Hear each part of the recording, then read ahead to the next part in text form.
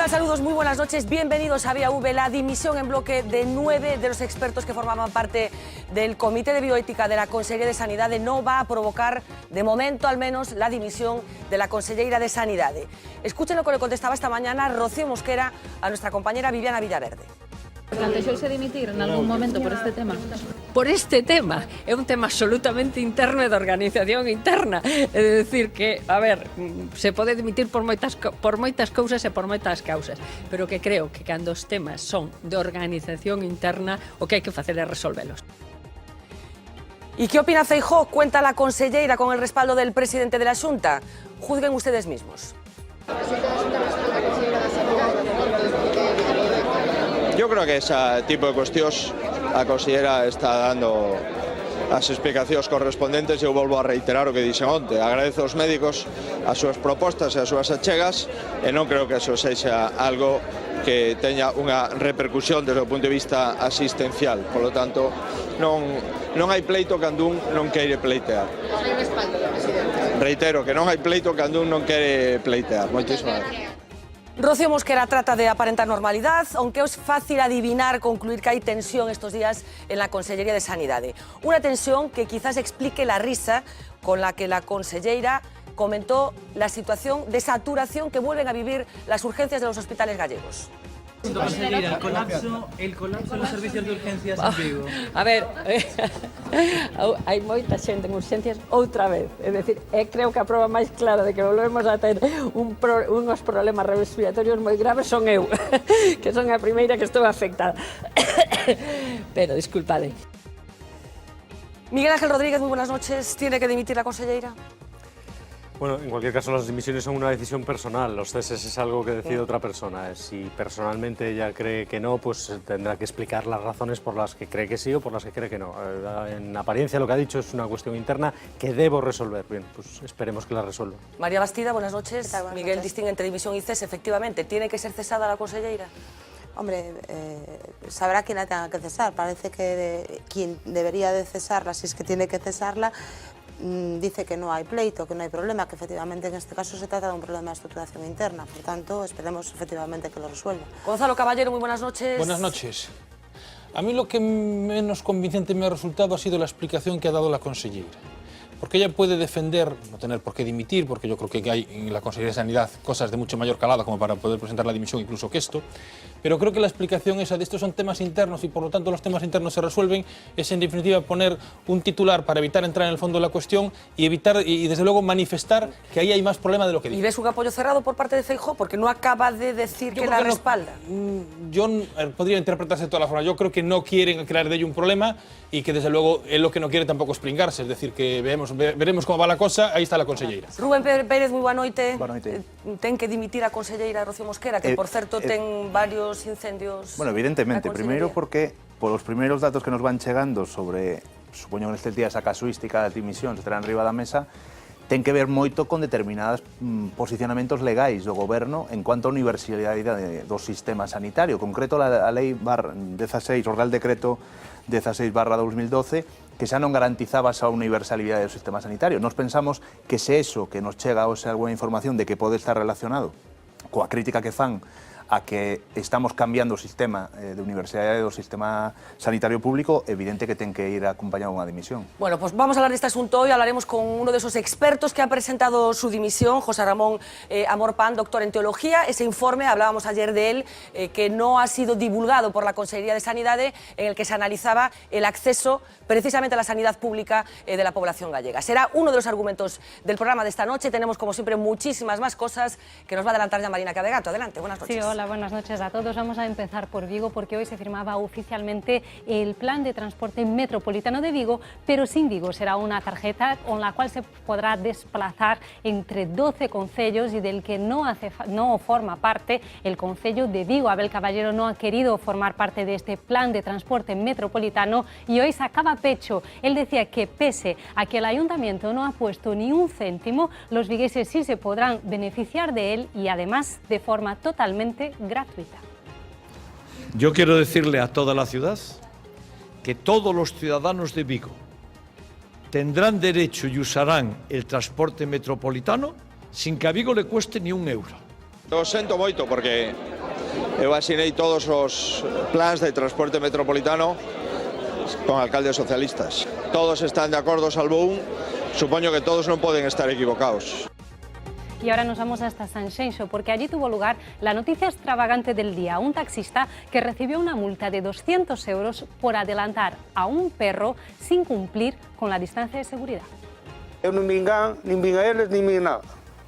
Que eu recorde, vas por aí e ves casas soltos calquera momento.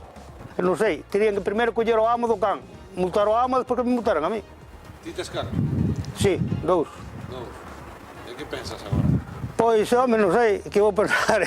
Eu cando salgo con can, salgo con el amarrado, que non salgo con el solto.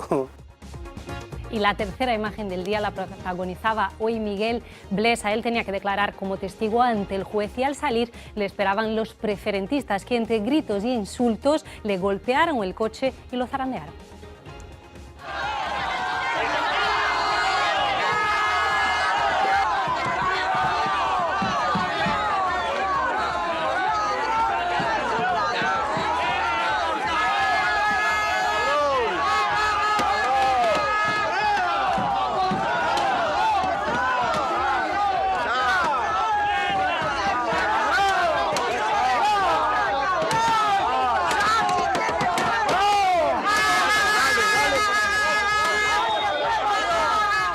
Y hoy tenemos el placer de recibir aquí en el plató de Vía V a Fran Otero y a Damaris Rodríguez. Él fue diagnosticado como portador de ELA hace 19 años y entonces le dijeron que viviría solo un año. Hoy están aquí para contarnos cómo se vive con esta enfermedad degenerativa y cómo se puede tener una vida feliz aunque se padezca de una enfermedad rara e incurable. Muchos temas de los que hablaremos de esta noche. Seguid con la lista porque a esta lista hay que añadir otro más, es este.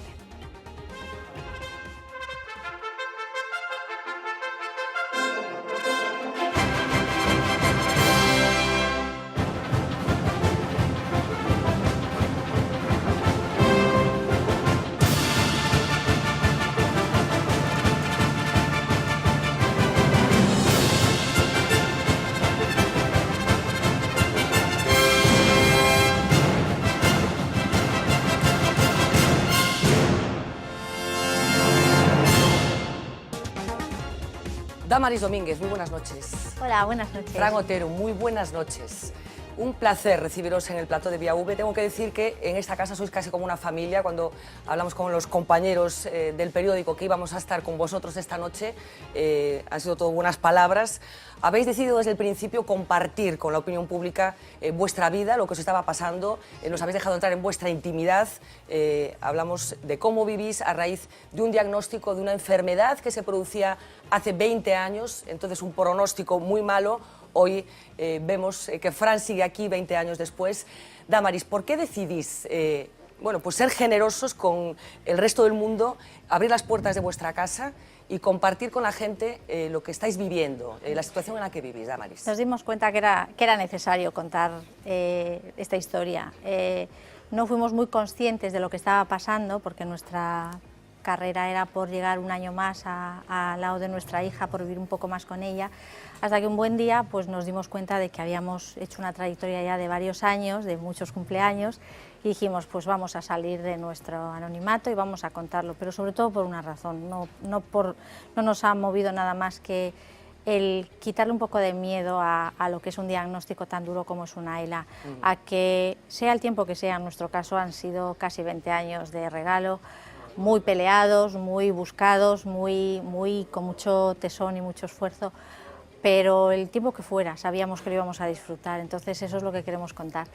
Hablas de contar que se puede vivir de esta manera, que no pasa nada, que se puede ser feliz. Vamos a hablar hoy mucho de felicidad, de la felicidad que me consta que siente Fran, pero puede haber gente que nos esté viendo y que crea que es una tragedia lo que vivís, o que se produjo una tragedia hace 20 años y que vivís en una tragedia. ¿Qué le diríais a esta gente? Yo no usaría el término tragedia, usaría el término conmoción, ¿no? En el momento en el que te das de frente con una enfermedad rara como es una ELA, menos rara, de que hay muchas por desgracia, hay unas 6.000 enfermedades raras con muy poca incidencia. Este caso es una incidencia más alta porque tenemos pues eso, diagnosticados cada día 2 casos y 2 casos fallecen, o sea que ya estamos hablando de algo mucho más frecuente. Entonces, bueno, pues la situación de dificultad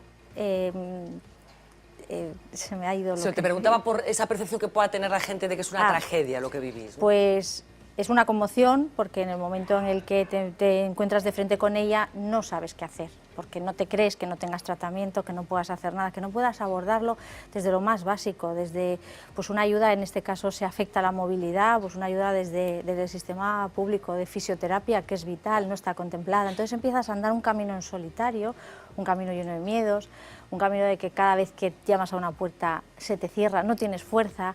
Entonces, bueno, es un momento de abatimiento. Pero la tragedia en sí es el miedo que tienes a que pase algo que te dicen ya a priori en el momento del diagnóstico. Vamos a hablar de ese momento del diagnóstico. Tengo muchas preguntas porque me consta que esto es una historia de felicidad, hablamos, pero también de voluntad, de la gran voluntad que tiene Fran y de la gran voluntad que tienes tú también, Damaris. Pero me interesa, os miráis mucho, ¿cómo os comunicáis? ¿Cómo es la comunicación entre vosotros? Bueno, pues la comunicación es muy gestual en nuestro caso. No siempre es posible porque la esclerosis lateral amiotrófica afecta a toda la musculatura voluntaria. Entonces, hay casos en los que la musculatura facial también está afectada. En el caso de Fran, yo creo que por ese tesón que hablamos, no ha dejado de ejercitarla nunca y yo digo entre comillas... A la vista está, que es todo expresión, es muy todo expresivo. Expresión, le ha respetado. Entonces, siempre pensamos, y lo contamos a otros afectados recién diagnosticados, que aquello que puedan usar, lo usen hasta el límite. Fran lo hizo así con sus piernas, con sus brazos, de hecho, pues... Hace unos 6 o 7 años tuvo que pasar de usarla de manera convencional el ordenador a usarlo con los ojos. Entonces esa comunicación entre nosotros, en nuestra intimidad, es siempre a través de sus gestos. Es muy fuerte, nos miramos mucho porque a través de esos gestos sabemos si está contento, si necesita algo, puede todavía chasquear un poquito los labios, con lo cual, pues eso, siempre decimos que nos mande besos y los besos son señales, ¿no? de lo que quiere. Y después estar muy atento. Fran no puede estar solo, lleva ventilación mecánica 24 horas, no puede estar solo en ningún momento. Y entonces estamos muy atentos, aunque estemos por casa dando vueltas, estamos con el... Pendientes permanentemente de qué está hay haciendo alerta, Fran y cómo sí, está. Hay una alerta siempre. Hablas de muy pendientes de sus gestos, de su expresividad, que como estamos viendo es mucha, pero también es un código, ¿no? Un código para deducir letras, ¿no? Sí. Es casi como es un predictivo que nos hemos inventado, de manera que yo me fijo en la apertura de su boca, tanto nuestra hija como yo, el resto de la familia le cuesta un poco más, pero también es cierto que esto requiere tiempo, requiere muchísimas ganas de entenderlo.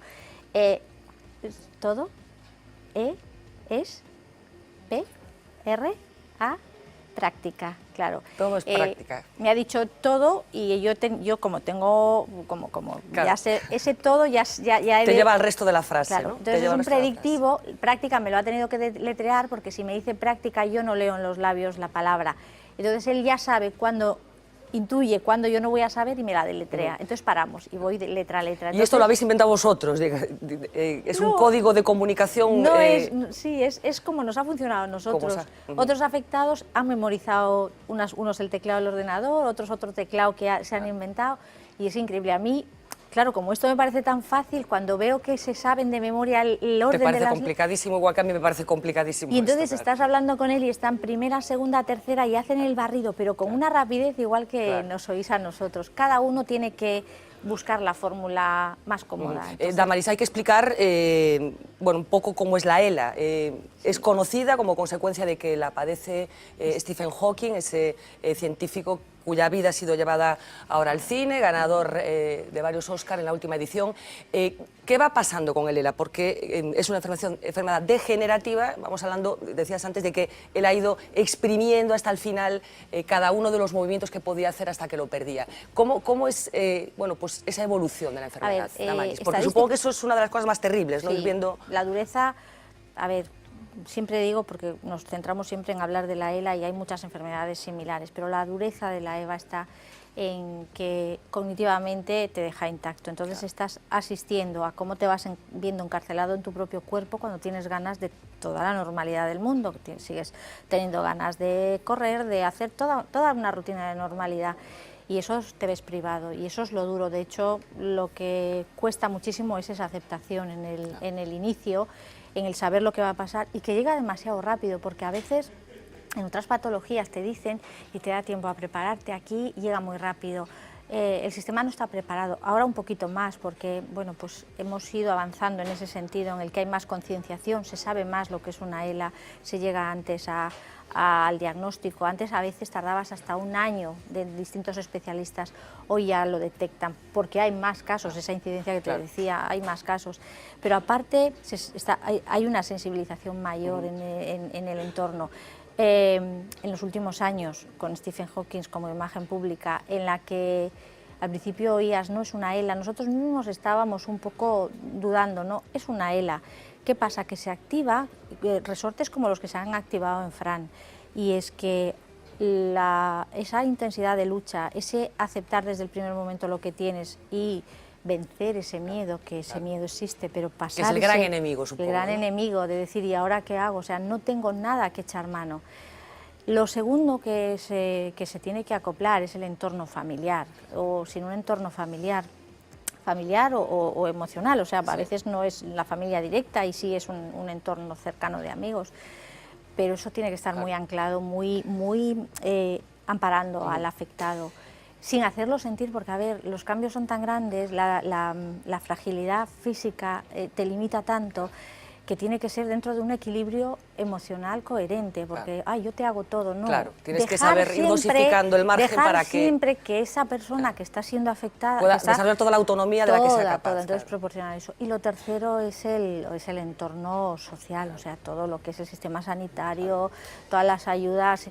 Incluso ahí entraría ya el tema económico, es una enfermedad muy cara. Vamos a hablar con detalles de algunas de esas cuestiones, pero nosotros queríamos hablar directamente con Fran, y como aquí siempre contamos cómo hacemos las cosas para facilitar un poco esa comunicación, esta tarde le proponíamos 3 preguntas a Fran para que Fran nos las pudiera contestar esta noche. Y la primera pregunta que le queremos hacer a Fran es si es feliz. Aprendí a ser feliz y cada día trato de cultivar esa felicidad. Cuando me enfrenté al diagnóstico y vi lo que se me venía encima, y vi lo rápido que se producían los cambios, me aferré con fuerza a aquello que sentía tan cerca y tan fuerte que me protegía emocionalmente ante la avalancha. Fue mi hija, mi mujer, mi familia, mis actividades, mi búsqueda de normalidad las que me enseñaron a ser feliz. Y ahora me considero muy afortunado y soy muy feliz. Esta es la respuesta de Fran, respuesta que parte de él y que comparte a través de la tecnología. Hablábamos antes de la bendita tecnología que permite que esta comunicación la podamos establecer.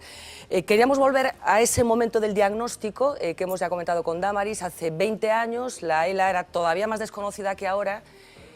Psicológicamente, Fran, ¿cómo procesaste ese golpetazo que supongo que supuso ese diagnóstico? Ay, cuánto tiempo atrás para recordar ese momento. Sí que fue una conmoción, pero soy bastante templado y positivo siempre. No vi apenas muestras externas, y eso ayudó a que mi entorno estuviera en calma y sereno, eso a su vez estabilizaba mi interior. Así que se estableció pronto un equilibrio, porque la verdad, la dificultad mayor a nivel emocional fue ir adaptándose a los cambios. Llegaba muy rápido y con muchas concesiones. Primero andar, conducir, luego hablar y comunicación, más tarde respirar, pero como ves, me adapté a todo. Se puede. Se adaptó, y además con anécdotas que vamos a compartir, que has decidido no perderte nada de lo que puedas hacer. Vemos la cara que está poniendo Fran. Tú allá vas con tu silla de ruedas a donde te pide el corazón. Creo que incluso te gustaría tirarte en paracaídas, que es una de las asignaturas pendientes. ¿Cuál ha sido, Fran, en estos años el momento de mayor felicidad de los que has vivido? ¿Cuánto tiempo queda? Porque hay muchos momentos especiales en todo este tiempo. Como vivir el triunfo en Zarautz de Jaime Caballero y darme su trofeo. o el Winnerman con Jesús de la Fuente y el Liceo, el concierto de Bruce Springsteen, o el último concierto en Madrid. Muy especiales son cada año que cumplía Claudia, nuestra hija, porque tenía un significado grande para nosotros, por la incertidumbre del siguiente.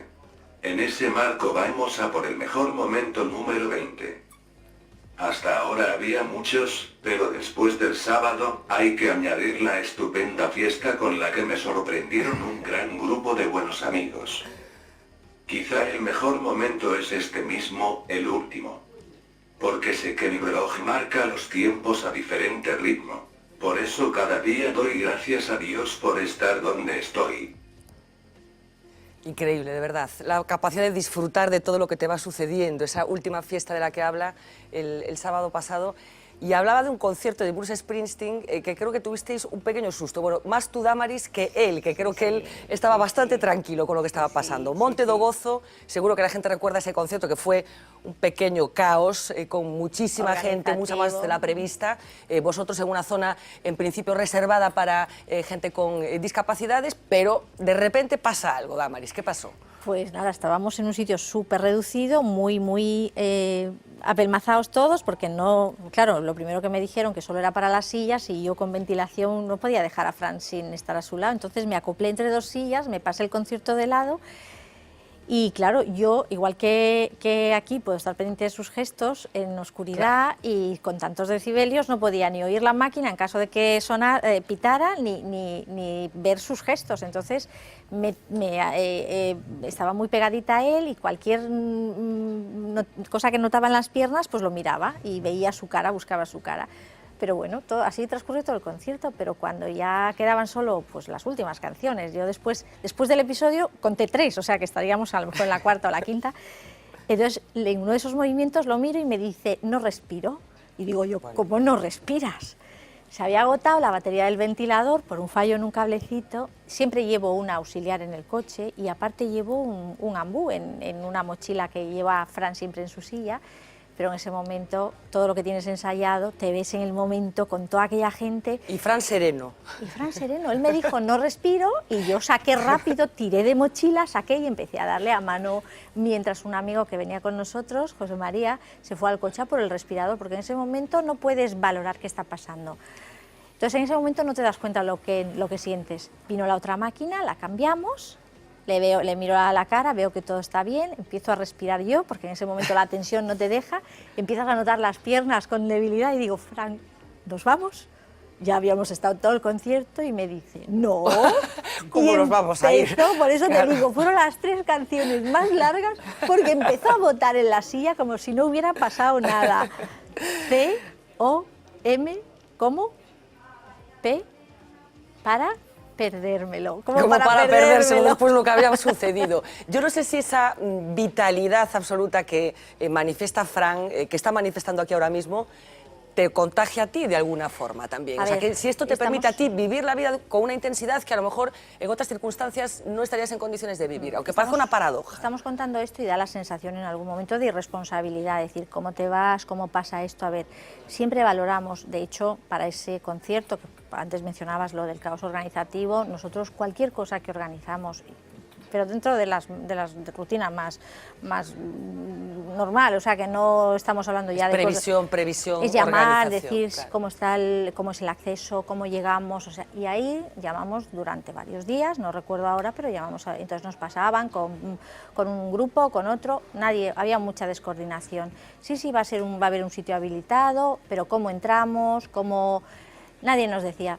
Entonces, eso también, con todos estos años, que al principio no haces muchas cosas por falta de ese apoyo, ¿no? Sí, de esa infraestructura, digamos. Eso, dices, ¿no? Si llego a un sitio y yo me veo sola y no voy a poder entrar, porque nos pasaba, a veces un bordillo un poco alto, aprendes también a que siempre hay gente a tu alrededor que te ayuda. Entonces, en eso, cuando vi tal descoordinación, dije, bueno, vamos allá, lo hablamos los dos, vamos allá. ¿Qué nos puede pasar? Que lleguemos y tengamos que volver a casa, perdamos pues, el pedazo de concierto, venga, lo asumimos. Fijaros cómo vas cogiendo en ese sentido fuerza, porque no sé si recordáis, la entrada hacia donde tenía lugar el concierto, pues es un pasillo enorme que había como unas 5.000 personas en el momento de entrada. Fue una locura total. Pedimos ir con nuestra furgoneta, Fran va en una furgoneta adaptada, pedimos ir hasta la zona más próxima al escenario.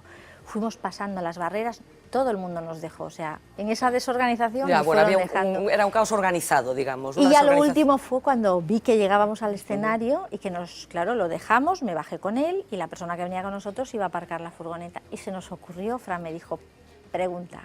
Entonces, iba un ventilador, eso fue después la solución, que teníamos el coche cerca, si hubiéramos bajado el respirador auxiliar, ¿no? Pero así lo teníamos en el coche y le dijimos si podíamos dejar el coche aparcado en la parte más cercana, que estaba a escasos metros, porque bueno, pues las circunstancias de Fran eran pues suficientemente de peso como para...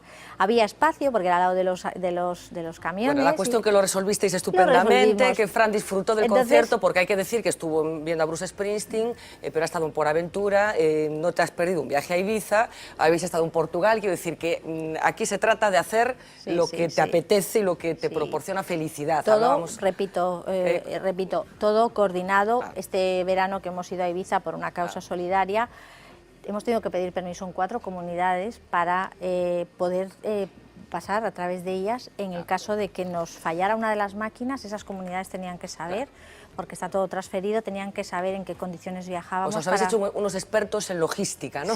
Unos expertos en logística. Y eso tenéis que entender que si alguien quiere hacer eso y le ponen tantas trabas, lo primero que dices es, pues no vamos. Pues me quedo en casa. Hablabas, Fran, de esos cumpleaños de vuestra hija.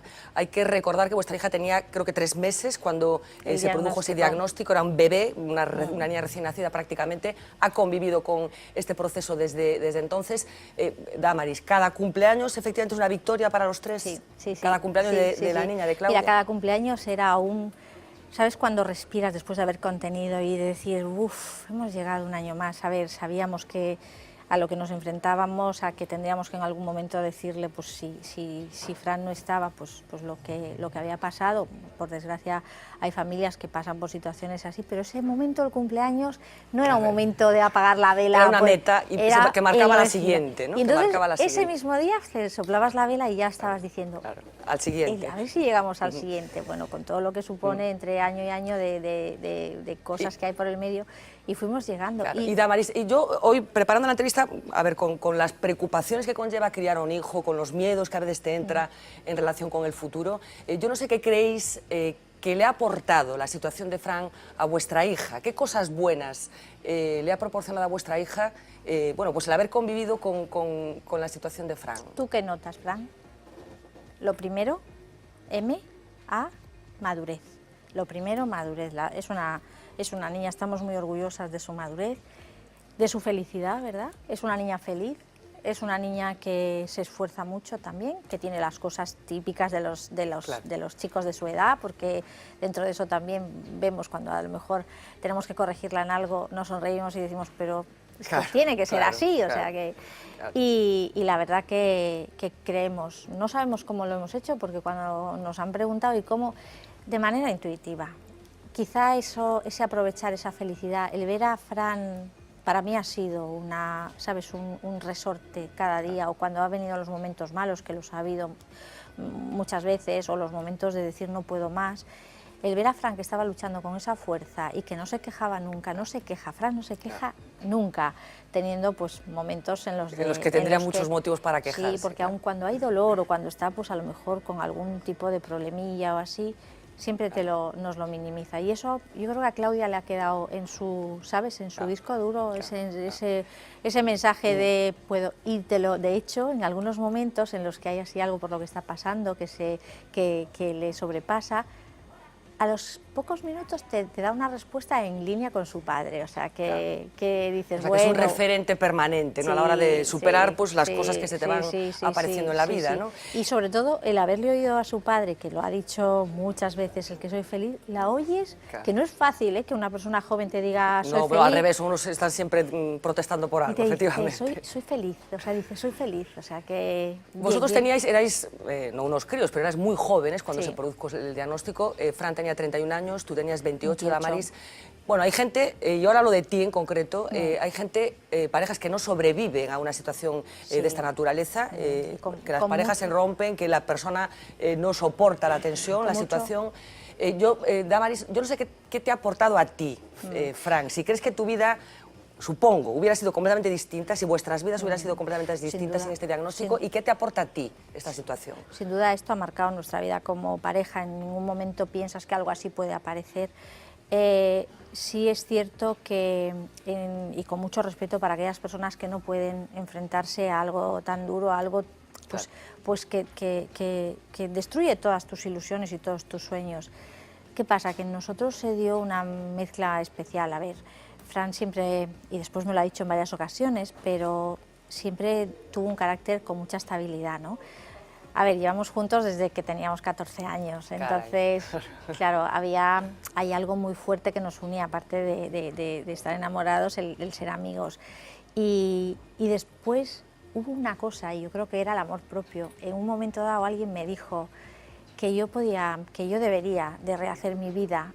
Porque, te dijeron. Claro, alguien muy cercano, porque si a lo mejor te lo dice alguien que no, que era totalmente entendible, dado la dureza a la que nos enfrentábamos. Y dije, lo pensé después, mucho tiempo después, dije, yo voy a demostrarte que eso no es así. Y entonces en un momento dado, sabes, ese arranque, ese empuje, pero eso se convirtió después en lo que era el darte cuenta, cuando ya vas asentando todo y decir, yo podía estar en esa silla, y si yo estuviera en esa silla, o tú, ¿qué querrías? Y entonces ahí es donde la respuesta ya vino automática, a decir, yo me quedo. Pero, ¿tú te planteas alguna vez cómo es la vida de Fran? Sí, muchas veces. Muchas veces, mira, de hecho nuestra vida es de total normalidad en lo que es relación de pareja, en cuanto a que, no es decir, porque cuando una persona tiene una fragilidad física o una limitación así, la tendencia es, bueno, pues no le digo esto, bueno, pues no. Lo que pasa es que en el momento en el que a lo mejor pues ese enfado típico que tienes o pues ciertas cosas de tensión que se desarrollan de manera normal en la convivencia, claro, sí. En ese momento es cuando miro a su cara y lo veo que él no puede expresar todo. Yo en ese momento estoy diciendo las cosas de palabra y él no puede, tiene que usar el ordenador, y entonces veo su cara. Son ritmos distintos en la expresión. Entonces veo su cara y entonces ahí es donde me doy cuenta, y es como cuando desinflas un globo y dices tú, baja porque no estamos en igualdad. Entonces en ese momento me doy cuenta de que hay que adaptarse a esa... a esa situación de equilibrio. He leído por ahí que sueñas de vez en cuando que camináis juntos. Sí. Y seguimos, y de hecho luchamos, porque no hemos dejado de luchar nunca en la búsqueda de un tratamiento. Puede que para nosotros no llegue, pero sí puede llegar para las siguientes generaciones. Entonces, el soñar, el que vamos a conseguir algo, y claro, en ese sueño está en la parte final, y decir, bueno, sabemos que a lo mejor, como ya llevamos ventilación, a lo mejor no llega, pero es que a lo mejor llega algo tan mágico que sí llega. Bueno, porque casi mágico es lo que os ha pasado casi desde el principio, ¿no? Tiene algo de magia toda vuestra historia. Y no solo nos ha pasado a nosotros, que eso ha sido lo que nos ha movido, porque al principio solo piensas en ti. Ahora, con el paso de los años, 20 años son muchos años, que vemos a nuestra hija encauzada, pues con su vida bien, con tranquilidad, no sabemos, ella está haciendo su carrera, no sabemos dónde la vida la llevará, pero sí sabemos que tiene una estabilidad de todos estos años. Pero la sorpresa es que a nuestro lado se han puesto personas y compañeros y gente que no tenía nada que ver con nuestra vida o con nuestro entorno, se han puesto de una manera a nuestro lado tan especial que lo sientes como familia, que lo sientes peleando a tu lado como si fuera sin tener, algunos de ellos incluso no han tenido contacto nunca con una ELA. Y dices, vale... Pues os ha enriquecido un poco a todos también, ¿no? A todos. Esa transmisión de intensidad de lucha de Fran ha llegado muy lejos. Fran, ¿qué le dirías a Damaris? S-E-C-L-O, se lo digo, S-E-F seguido, que T-I-E, tiene que... ¿Qué? Se lo digo seguido. ¿Qué? T, P, I, E. ¿Te pierdo? T, Pi, P, I, P. ¿Veis que a veces no? Bueno, estamos en la tela, además, o sea, que estamos... P, I, P, Q, I, quiero, te quiero. Ah, que me lo dice siempre, sí. No escatima nada. ¿Qué dice? O sea, ¿Qué dijo? Que me dice de manera continua que me quiere.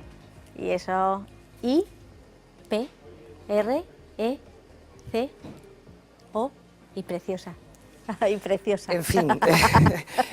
En fin. Eso es solo para mí. Eso no, aquí está me muy bien compartiendo. compartir con los demás el amor que sentís entre vosotros.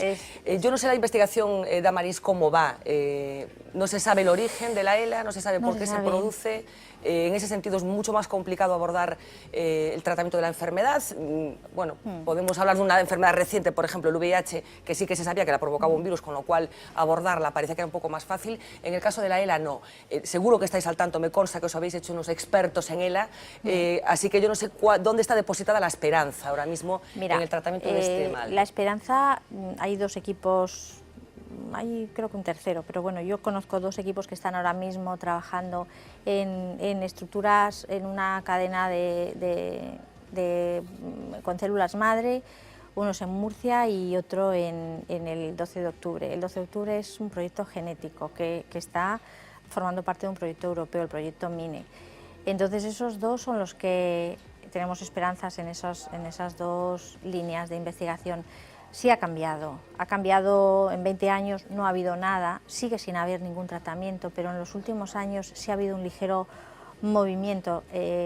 Nosotros lo decimos y lo decimos porque nos ha tocado literalmente la lotería con el cubo de agua helada, que bueno, es una iniciativa que viene de América, pero probablemente de allí... Sí, que vosotros la incorporasteis aquí, sois vosotros los responsables de que esa iniciativa aquí en España un grupito de afectados, ¿no? Un grupito de afectados dentro de la plataforma de afectados de ELA, en coordinación con las distintas asociaciones, porque en España la estructura no es como en América, que hay una asociación que unifica a todos los afectados. Aquí está todo atomizado en asociaciones locales. Pero como sí, todo en Galicia, Damaris. Estamos, pues eso, perdiendo un poquito de fuerza en ese sentido, pero todos con esa mirada puesta en que esos dos equipos avancen. Entonces, en estos años sí hay más, se ha arrojado más luz en cómo se aborda la enfermedad, de ese contexto que te decía a nivel de asistencial, de que hace falta la fisioterapia. Se insiste mucho desde el momento del diagnóstico en que trabajen una rutina de la alimentación, muy importante también. Claro. Pero sabiendo, no desde el desconocimiento, porque pues hace 20 años, bueno, pues esto no te canses, no hagas esto. Entonces, esas cosas que te decía de no viajar, de no salir, era el miedo a que nos pasara algo. No va a pasar nada. Una hiperprotección que no va a pasar, confundida. Y cuando pase... es la conexión, y más ahora que lo que es Internet nos tiene comunicados al momento a todos. Esa red que es importantísimo en estos momentos. En una situación de enfermedad como esta todavía se hace más potente. Yo no sé si habéis visto Hasta el infinito, la película de la vida de Stephen Hawking, ¿la habéis visto? Sí, sí. ¿Refleja bien la película la situación? Perdón, teoría del todo, efectivamente. Sí, nos sorprendió, de hecho, pues tuvimos la suerte de asistir al preestreno en 5 salas, en toda España para afectados familiares, y la sorpresa fue que refleja fielmente, porque a veces cuando haces una película, sí es cierto que el actor estuvo muy en contacto con Stephen Hawking, pero a veces se te escapan ciertos datos que pues, se distorsionan, ¿no? Que tú como afectado dices, no, esto no es así. Es fiel a lo que es el proceso de la enfermedad. Bueno, pues con el contexto de Stephen Hawking, con pero su circunstancia. Es fiel. Eso que te estoy contando de que es tan importante el entorno, Stephen Hawking se ve clarísimo, su fuerza de voluntad, él en el momento del diagnóstico pues cuesta mucho asimilarlo, pero enseguida tenía a su mujer al lado, su familia. Hay muchos paralelismos en las dos historias, ¿no? Porque él también recibe un diagnóstico con un pronóstico muy fastidiado, que él vence, digamos. En el caso de Fran es lo mismo, porque en principio el pronóstico era terrible, era de un año, que se han convertido en 20. Yo no sé si habéis tenido o si seguís en contacto con ese médico que hace 20 años os dio ese pronóstico. ¿Y qué dice ahora? Estuvo con nosotros en el preestreno. Tenemos una relación, tenemos mucha suerte con el equipo que atiende a Fran, tanto desde el diagnóstico, pero después P, Q, I, E, M, N, ¿quién? C, D, I, J, dijo, U, M, N, un año, No, con el que nos dijo 1 año no, ¿eh? El neurólogo que nos confirmó el diagnóstico y que nos llevó a un ensayo clínico no fue el que nos dijo que nos quedaba, ese fue otro neurólogo. Ese no lo volvimos a ver. Ese no lo volvisteis a ver. No lo volvimos a ver. Bueno, pero, pues a lo mejor nos pero está con viendo. este neurólogo nuestro, que en el momento del diagnóstico nos vio, o sea, para confirmar, y no lo volvimos a ver porque después el seguimiento no es en neurología, sino ya te pasan a neumología claro, y en función a otro, de la evolución una vez de que la el diagnóstico enfermedad. ya está hecho, ya está Sí. claro qué sucede, se trata de... Pero sí, para él nos hace muchísima ilusión cuando ves la cara de satisfacción en nuestros médicos. Es una victoria colectiva, ¿no? Sí, Una sí. victoria Y colectiva. de hecho, Fran, aparte de tener comunicación con ellos y de contarle todo lo que se está haciendo, forma parte de esa cambio en la estadística que ellos tienen que dar a lo mejor en el diagnóstico, entonces siempre tienen la referencia de Fran. Siempre hay una esperanza que no la compartir usan con... de manera Bueno, pero ellos directa, saben que puede haber restricciones. Claro, pero si no tienen una referencia, ellos Claro, no pueden decir, oye, la enfermedad tiene tiene una esperanza de vida corta, pero puede evolucionar de distinta manera. Entonces, bueno, estamos... Un ejemplo para gente que pueda estar en una tesitura. Bueno, como decía, Damaris y Fran han sido muy generosos con todos, también con los medios de comunicación, con los periodistas, que bueno, muchas veces buscamos ponerle sentimiento, ponerle piel, ponerle carne a la gente que está pasando por determinadas circunstancias. En vuestro caso, decidisteis en un momento determinado compartir con todo lo que estabais pasando. Decía que aquí en este periódico hay mucha gente que habla muy bien de vosotros, muchos compañeros, y en una ocasión, hace ya unos años, Fran publicaba un artículo en las páginas de La Voz de Galicia, coincidiendo con un reportaje, no sé si firmaba mi compañero Jorge Casanova, uno de ellos porque hubo varios. Hemos querido recuperar una parte de lo que Fran contaba en ese artículo y lo queremos compartir con todos ustedes. En la práctica, la ELA es una prisión progresiva sin fianza. Se pierden así todos los músculos voluntarios y pone en peligro la vida, porque la respiración se vuelve, al principio, difícil y luego imposible sin la ayuda externa de un ventilador mecánico. Desde junio del 2003 llevo ventilación mecánica 24 horas y me alimento a través de una sonda gástrica. En mi caso, ha ido progresando al mismo tiempo que mi hija iba creciendo. Tenía 7 meses cuando me dieron el diagnóstico y esa tarea fue una de las terapias ocupacionales que mejor ha funcionado. No todo es negativo. Esta enfermedad tiene una dimensión enriquecedora. Gracias a mi imposibilidad de tomar notas o prepararlas, mi memoria ha mejorado considerablemente y con él mi sentido de la lógica. Tras la observación y la reflexión, ha reforzado mi optimismo y ha acercado a mi vida personas formidables. ¿Dónde está la diferencia? En la ilusión y en los retos. Sigo aquí porque sé que soy necesario y además quiero seguir. Tengo muchas cosas que hacer todavía, muchos sueños esperando. Bueno, esto es del año 2001, creo recordar que es la fecha exacta en la que se publicó este testimonio tan... no sé qué adjetivo utilizar. Y casi con esto quería terminar, pero preguntándote, Fran, ¿cómo encaras el futuro? ¿Qué le pides al futuro?